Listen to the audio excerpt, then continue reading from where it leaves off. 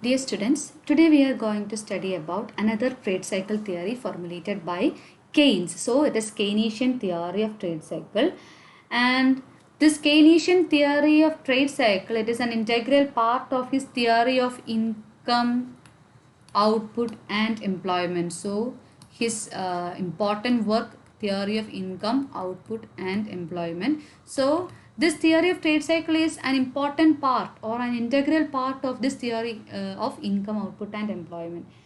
Now, according to Keynes, or according to his theory of income, output and employment, trade cycles are periodic fluctuations. So trade cycles are periodic fluctuations, and according to Keynes, this trade cycle are periodic fluctuations of income, output and employment. So this is his theory. So according to Keynes, this trade cycle are periodic fluctuations of income, output and employment. So these three economic variables, and the fluctuations of these economic variables leads to the trade cycle situation in an economy according to Keynes concept. Okay, now Keynes Keynes consider the trade cycle as mainly due to cyclical fluctuations in marginal efficiency of capital. So this is a concept formulated by Keynes, that is marginal efficiency of capital. Now this marginal efficiency of capital means it is nothing but the expected rate of profit on new investment. So this is what is marginal efficiency of capital according to Keynes. Or marginal efficiency of capital എന്ന് പറയുന്നത് ഒരു ഇക്കോണമിയിൽ ഒരു പുതിയ investment വരുമ്പം അവിടെ expected rate of profit, ആ ഒരു പുതിയ ഇൻവെസ്റ്റ്മെൻറ്റിന് മേൽ ഉള്ള ഒരു എക്സ്പെക്റ്റഡ് റേറ്റ് ഓഫ് പ്രോഫിറ്റ്. ഇനി ഈ മാർജിനൽ എഫിഷ്യൻസി ഓഫ് ക്യാപിറ്റലിൽ വരുന്ന വ്യത്യാസങ്ങൾ, cyclical changes to this marginal efficiency of capital in association with other economic variables. ഈ marginal efficiency of capital മറ്റ് other economic variables, short period, long period, short period variables, economic variables ആയിട്ട് associate ആയിട്ടായിരിക്കും നിൽക്കുന്നത്. അപ്പോൾ ഈ ഒരു marginal efficiency of ക്യാപിറ്റലിൽ വരുന്ന സൈക്ലിക്കൽ ഫ്ലക്ച്വേഷൻസ് ആണ് എന്തിലേക്ക് നയിക്കുന്നതെന്നാണ് കെയ്ൻസ് പറയുന്നത്, ട്രേഡ് സൈക്കിളിലേക്ക് നയിക്കുന്നത്. ഇനി Keynes find the essence of business cycle in the variations in the rate of investment. അപ്പോൾ റേറ്റ് ഓഫ് ഇൻവെസ്റ്റ്മെൻറ്റിൽ വരുന്ന വേരിയേഷൻസിൻ്റെ ഫലമായിട്ടാണ് ബിസിനസ് സൈക്കിളിനെ കെയ്ൻസ് കാണുന്നത്. ആൻഡ് ഈ ഒരു ഇൻവെസ്റ്റ്മെൻറ്റിൽ വരുന്ന വേരിയേഷൻസ് എവിടെയാണ് നമുക്ക് കാണിക്കാൻ പറ്റുന്നത്, അവിടുത്തെ മാർജിനൽ എഫിഷ്യൻസി ഓഫ് ക്യാപിറ്റലിൽ വരുന്ന ഫ്ലക്ച്വേഷൻസ് ആണ് ഇൻവെസ്റ്റ്മെൻറ്റിൽ വരുന്ന വേരിയേഷൻസിനെ റെപ്രസെൻറ്റ് ചെയ്യുന്നത്. അപ്പോൾ അങ്ങനെ നമുക്ക് എന്ത് കാണിക്കാം, ട്രേഡ് സൈക്കിളിനെ റെപ്രസെൻറ്റ് ചെയ്യാൻ സാധിക്കും. അങ്ങനെയാണെങ്കിൽ let's check or let us explain in detail regarding different phases. So during the expansion phase,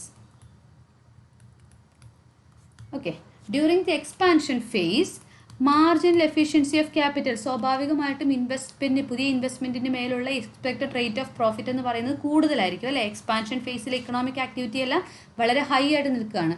so marginal efficiency of capital high ആയിരിക്കും എന്ന് പറഞ്ഞാൽ പുതിയ ഇൻവെസ്റ്റ്മെൻറ്റും എന്തായിരിക്കും, ഹൈ ആയിരിക്കും. And here business people will be highly optimistic. കാരണം expected profit rate ഒക്കെ വളരെ ഹൈ ആയിട്ട് നിൽക്കുമ്പോൾ they are very optimistic in making new investment. As a result output increase, employment increase, income also increases. And this every increase in investment leads to multiple increase in income via the multiplier effect. നമ്മളിവിടെ പറയുന്നത് multiplier effect വഴി ഇൻവെസ്റ്റ്മെൻറ്റിൽ വരുന്ന ഒരു increase multiple times ഇൻകത്തിൽ increase വരും. 1% investment increase ചെയ്താൽ അതിൻ്റെ multiple times increase ഇൻകത്തിൽ നമുക്ക് കാണാനായിട്ട് സാധിക്കും.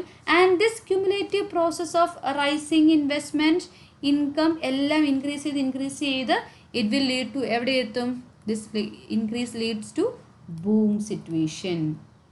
ആ ഒരു നമ്മുടെ സൈക്കിളിൻ്റെ എക്സ്പാൻഡ് ചെയ്ത് ബൂം സിറ്റുവേഷനിൽ എത്തും. അപ്പോൾ ഇവിടെ എക്സ്പാൻഷനാണ്. ഇതിങ്ങനെ ഇൻക്രീസ് ചെയ്ത് ബൂം സിറ്റുവേഷനിലെത്തും. അപ്പോൾ ഇൻവെസ്റ്റ്മെൻറ്റും ഇൻകവും ഔട്ട്പുട്ടും എല്ലാം ഇൻക്രീസ് ചെയ്ത് it leads to boom situation. ആ ഒരു ബൂം സിറ്റുവേഷൻ പ്രോഗ്രസ് ചെയ്യുന്നതനുസരിച്ച് ദർ ഈസ് എ ടെൻഡൻസി, ഇപ്പോൾ ഈ ഒരു പോയിന്റിൽ there is a tendency of marginal efficiency of capital to fall down, mainly due to 2 reasons. ഇവിടെ ഈ ഒരു ബൂം സിറ്റുവേഷൻ എത്തി കുറച്ചും കൂടെ അങ്ങ് പോകുമ്പോഴത്തേനും മാർജിനൽ എഫിഷ്യൻസി ഓഫ് ക്യാപിറ്റൽ കുറയാനായിട്ട് തുടങ്ങും, അല്ലെങ്കിൽ അങ്ങനെ ഒരു tendency marginal efficiency of capital നമുക്ക് കാണാൻ പറ്റും. മെയിൻലി അതിന് 2 റീസൺസ് ആണുള്ളത്. ഒന്ന്, as more capital goods are being produced the current yield on them declines. അപ്പോൾ ക്യാപിറ്റൽ ഗുഡ്സ് കൂടുതൽ പ്രൊഡ്യൂസ് ചെയ്യുന്നതനുസരിച്ച് അതിൽ നിന്ന് കിട്ടുന്ന ഈൽഡ് എന്ന് പറയുന്നത് കുറയാനായിട്ട് തുടങ്ങും. കൂടുതൽ ക്യാപിറ്റൽ ഗുഡ്സ് പ്രൊഡ്യൂസ് ചെയ്യപ്പെടുന്നതനുസരിച്ച് the current yield on them starts declining. അതുപോലെ തന്നെ രണ്ടാമത് വേറൊരു കാരണം എന്താണെന്ന് വെച്ചിട്ടുണ്ടെങ്കിൽ current cost of new capital goods increases due to shortages, അല്ലേ? പ്രൊഡക്ഷന് പരിധിയിൽ കൂടുതൽ വരുമ്പോഴത്തേക്കും അതിൻ്റെ റോ മെറ്റീരിയൽസ് അല്ലെങ്കിൽ ലേബർ അങ്ങനെയുള്ള റിസോഴ്സസിൻ്റെ ഷോർട്ടേജ് വരുമ്പോഴത്തേക്കും എന്താണ്, കോസ്റ്റ് ഓഫ് പ്രൊഡക്ഷൻ പതുക്കെ ഇൻക്രീസ് ചെയ്യാൻ തുടങ്ങും. റിസോഴ്സ് ഷോർട്ടേജ് കാണിക്കുമ്പോഴത്തേക്കും എന്താണ്, ഈ റോ മെറ്റീരിയൽസ് സപ്ലൈ ചെയ്യുന്നവർ അതിൻ്റെ വില കൂട്ടി വെക്കാൻ തുടങ്ങും. അങ്ങനെ വില കൂട്ടി വെക്കുമ്പം പ്രൊഡക്ഷൻ്റെ കോസ്റ്റ് കുറയും. കോസ്റ്റ് കുറയുന്നതനുസരിച്ച് നമ്മളുടെ റിട്ടേൺ അല്ലെങ്കിൽ പ്രോഫിറ്റ് കുറഞ്ഞുകൊണ്ടിരിക്കും. അപ്പോൾ ഈ ഒരു 2 കാരണങ്ങളാണ് പ്രധാനമായിട്ടും marginal efficiency of capital reduce ചെയ്യുന്നതായിട്ട് നമുക്ക് മനസ്സിലാക്കാനായിട്ട്, അല്ലെങ്കിൽ റെഡ്യൂസ് ചെയ്യുന്ന ഒരു ടെൻഡൻസി നമുക്ക് കാണാൻ സാധിക്കുന്നു. അതിനെ സപ്പോർട്ട് ചെയ്യുന്ന 2 റീസൺസ് ഇത് രണ്ടും ആണ്. അപ്പോൾ എവിടെ എന്തായി, പതുക്കെ ഒരു ടേണിംഗ് പോയിന്റ് വന്നു, അല്ലേ? അപ്പോൾ എക്സ്പാൻഷൻ ചെന്നു, ബൂം സിറ്റുവേഷനിലെത്തി, ഇനി എന്താണ്, ഒരു turning point. So the turning point from expansion to contraction is explained as a collapse in the MEC. Marginal efficiency of capital collapse ചെയ്യും. അതെന്തിലേക്ക് നയിക്കും, ഒരു കോൺട്രാക്ഷൻ ഫേസിലേക്ക് നയിക്കും. So that is the reason, or that is the turning point. ഇനി ഈ ഒരു downturn contraction ഫേസിൽ ഡ്യൂറിങ് ഒരു ഡൗൺ ടേൺ ആണ്, അല്ലേ? എല്ലാം താഴോട്ട് ഡിക്രീസ് ചെയ്യുന്നൊരവസ്ഥയാണ്. So here investment falls due to fall in MEC. അപ്പം നമുക്ക് പറയുകയാണെങ്കിൽ MEC കുറയും, അതിൻ്റെ ഫലമായിട്ട് ഇൻവെസ്റ്റ്മെൻറ്റ് കുറയും. ആൻഡ് ഓൾസോ MEC കുറയുന്നതനുസരിച്ച് റേറ്റ് ഓഫ് ഇൻട്രസ്റ്റ് ഇൻക്രീസ് ചെയ്യും. So investment will be decreased. Rate of interest കൂടുന്നതനുസരിച്ച് പിന്നെ ഇൻവെസ്റ്റ്മെൻറ്റിനുള്ള ടെൻഡൻസി കുറയാനായിട്ട് തുടങ്ങും. സോ ഈ ഒരു ഇൻവെസ്റ്റ്മെൻറ്റിൽ വരുന്ന ഡിക്ലൈൻ സ്വാഭാവികമായിട്ടും എന്തിലേക്കൊക്കെ നയിക്കും, decline in investment leads to decline in employment, output and income by the reverse multiplier operation.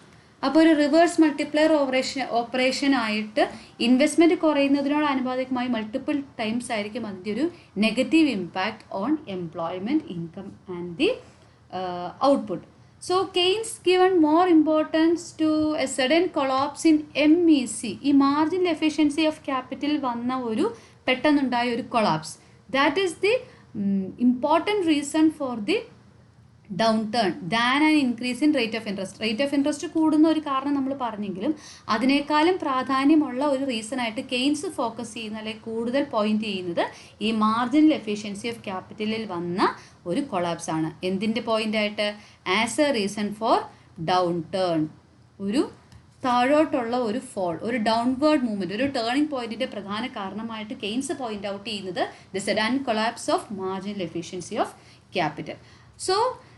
So we started with expansion, reached the boom situation, then again moves to a downturn direction and it leads to the trough point, അല്ലേ? ഏറ്റവും താഴ്ന്ന ഒരു പോയിന്റിലേക്ക് എത്തും. അടുത്തൊരു, അപ്പോൾ ഈ boom situation കഴിഞ്ഞു, ഡൗൺവേർഡ് മൂവ്മെൻറ്റ് വന്നു, and again the next one is revival or recovery. അപ്പോൾ ഈ താഴോട്ട് വന്ന് നിന്ന ഒരു അവസ്ഥയ്ക്ക് തിരിച്ചൊരു revival or recovery should be happened. So that revival or recovery, അപ്പോൾ നമ്മൾ എക്സ്പാൻഷൻ ഫേസിൽ നിന്ന് എവിടെ എത്തി, കോൺട്രാക്ഷൻ ഫേസിൽ എത്തി നിൽക്കുവാണ്. So from here we want a revival or recovery and this phase depends on the factors which bring about the recovery of marginal efficiency of capital.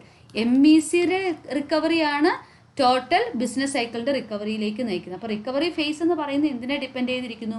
Marginal efficiency of ക്യാപിറ്റലിൽ വരുന്ന റിക്കവറിനെ base ചെയ്തായിരിക്കും ഇരിക്കുന്നത്. So ഇവിടെ എന്തൊക്കെയാണ് വേണ്ടത്? Business confidence should be restored. Business confidence കൂടണം, തിരിച്ച് കൊണ്ടുവരണം. എങ്കിൽ മാത്രമേ ഇൻവെസ്റ്റ്മെൻറ്റ് ഇൻക്രീസ് ചെയ്യാനായിട്ട് സാധിക്കുകയുള്ളൂ. So the revival or restoration of business confidence is the most important factor that have to be achieved. So the length of the contraction phase, അതായത് ഈ താഴെ വരുന്ന ഈ ഒരു ഫേസിൻ്റെ കോൺട്രാക്ഷൻ ഫേസ് എത്ര കാലം നിലനിൽക്കും എന്നത് എന്തിനെ ഡിപ്പെൻഡ് ചെയ്തിരിക്കും? It is the time required to absorb excess stocks of goods left over from the boom. അപ്പോൾ ഈ ബൂം സിറ്റുവേഷനിൽ നിന്ന് താഴോട്ട് വരുന്നതനുസരിച്ച് നമുക്ക് മിച്ചം കിടക്കുന്ന എക്സസ് സ്റ്റോക്ക് തീർന്നു വരുന്ന ഒരവസ്ഥ, അത് എത്ര നാൾ എടുക്കുമോ അത്രയും നാൾ ഈ കോൺട്രാക്ഷൻ ഫേസ് പൊയ്ക്കൊണ്ടിരിക്കും. So for a few years നമുക്ക് ഈ disinvestment in stock will continue. Surplus stock എല്ലാം തീർന്ന് disinvestment in stock will continue till the surplus stocks are exhausted. അപ്പം സർപ്ലസ് സ്റ്റോക്ക് എല്ലാം തീർന്നാൽ മാത്രമേ നമ്മുടെ ഈ ഒരു കോൺട്രാക്ഷൻ ഫേസ് തീർന്ന് റിവൈവലിലേക്ക് നമുക്ക് പോകാനായിട്ട് പറ്റുള്ളൂ. അപ്പോൾ ഈ പറഞ്ഞ സർപ്ലസ് സ്റ്റോക്ക് എല്ലാം തീർന്നു, പതുക്കെ പതുക്കെ പതുക്കെ എന്താണ് optimism should take place the pessimism phase. ആ ഒരു പെസിമിസം ഫീലിങ്ങിൽ നിന്നും ഒരു ഒപ്റ്റിമിസ്റ്റിക് ഫീലിങ്ങിലേക്ക് തിരിച്ച് വരണം. And that leads to a gradual recovery of MEC. അപ്പോൾ ഈ ഒരു ഒപ്റ്റിമിസ്റ്റിക് ഫേസിലേക്ക് വന്നാൽ മാത്രമേ നമ്മളുടെ മാർജിനൽ എഫിഷ്യൻ, അപ്പോൾ ആ ബിസിനസ് ചെയ്യുന്ന ഇൻവെസ്റ്റേഴ്സിനെ സംബന്ധിച്ച് അവർക്കൊരു ഒപ്റ്റിമിസം വരണം, അവർക്ക് കോൺഫിഡൻസ് വരണം. കോൺഫിഡൻസ് വന്നാലേ അവരുടെ MEC അവർ ഇൻക്രീസ് ചെയ്യുകയുള്ളൂ. And that only will increase the investment and that leads to again the expansion phase. അപ്പോൾ തിരിച്ച് എക്സ്പാൻഷൻ ഫേസിലോട്ട് വരും. So this is the business cycle phases as explained by Keynes. So according to Keynes, it is the marginal efficiency of capital which is subject to sudden and violent changes. അപ്പോൾ ഈ marginal efficiency യിൽ വരുന്ന fluctuations, changes, that leads to the business cycle or different phases of business cycle according to Keynes. So this is the Keynesian theory of trade cycle. And as any other theories, this also possesses some criticisms or some limitations. So first criticism is that the theory has given an overemphasis on the role of marginal efficiency of capital, or simply നമുക്ക് പറയാം overemphasis on expectations. Expectation എന്ന ഒരു കമ്പോണൻറ്റിൻ്റെ റോളിന് കൂടുതൽ പ്രാധാന്യം കൊടുത്തു. So Keynes overemphasise the role of expectation in influencing MEC. Marginal efficiency of capital എന്ന് പറഞ്ഞാൽ എന്താണ്? റേറ്റ് ഓഫ് എക്സ്പെക്റ്റഡ് പ്രോഫിറ്റ് ആണ്. അപ്പോൾ ആ ഒരു എക്സ്പെക്റ്റേഷൻ കമ്പോണൻറ്റിന് വളരെ പ്രാധാന്യം കൊടുക്കുകയും ആ ഒരു എക്സ്പെക്റ്റേഷൻ്റെ മാത്രം ബേസിസിലാണ് ഈ ഒരു ഫുൾ തിയറീനെയും കോൺസ്റ്റിറ്റ്യൂട്ട് ചെയ്തത്. അപ്പോൾ അതുകൊണ്ട് തന്നെ പലപ്പോഴും ഈ ഒരു എക്സ്പെക്റ്റേഷൻ കോൺസെപ്റ്റിൽ വരുമ്പോഴത്തേക്കും the theory can be superfluous or theory can be sometimes unrealistic. അപ്പോൾ അതാണ് first criticism. Second one is this theory is more similar to psychological theory. So Keynes theory seems to be very similar or not very different from the Pigu's psychological theory of trade cycle.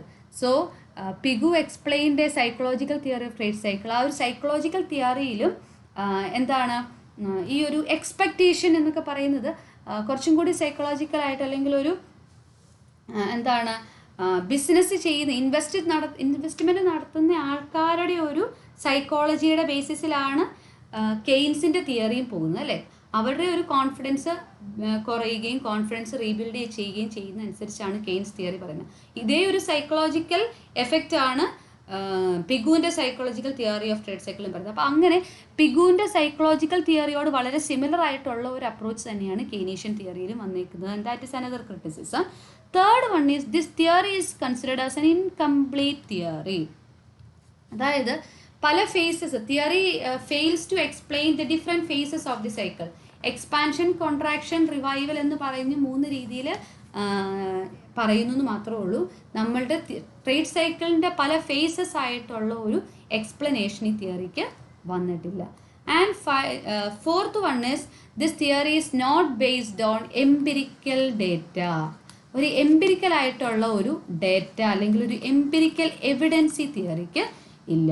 So ഒരു factual proof is absent in Keynes theory. അപ്പോൾ ഒരു factual proof ഇല്ലാതെ നമുക്ക് ഒരിക്കലും ഒരു തിയറീനെ ഫുള്ളായിട്ട് accept ചെയ്യാനായിട്ട് പറ്റില്ല.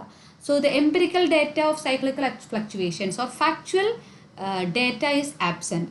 And finally this theory is considered as A one-sided theory because this theory omits the acceleration principle. നമ്മൾ ഫുൾ ഈ തിയറിയിൽ മൾട്ടിപ്ലയർ പ്രിൻസിപ്പിൾ ആണ് പറഞ്ഞത്. ആക്സിലറേഷൻ പ്രിൻസിപ്പിൾ, മൾട്ടിപ്ലയർ പ്രിൻസിപ്പിളും ആക്സിലറേഷൻ പ്രിൻസിപ്പിളും ഉണ്ട്. അതിൽ മൾട്ടിപ്ലയർ പ്രിൻസിപ്പിളിൻ്റെ മാത്രം ബേസിസിലാണ് തിയറി പോയത്. ആക്സിലറേഷൻ പ്രിൻസിപ്പിളിനെ ഒമിറ്റ് ചെയ്തുകൊണ്ടാണ് ഈ ഒരു തിയറി കോൺസ്റ്റിറ്റ്യൂട്ട് ചെയ്തിരിക്കുന്നത്. അപ്പോൾ ഇങ്ങനെയുള്ള ചെറിയ ചെറിയ കുറച്ച് ലിമിറ്റേഷൻസ് ആണ് കെയ്നീഷ്യൻ തിയറി ഓഫ് ട്രേഡ് സൈക്കിളിനുള്ളത്. So this is the Keynesian theory of trade cycle or the trade cycle theory formulated by Keynes. So hope it is clear for you.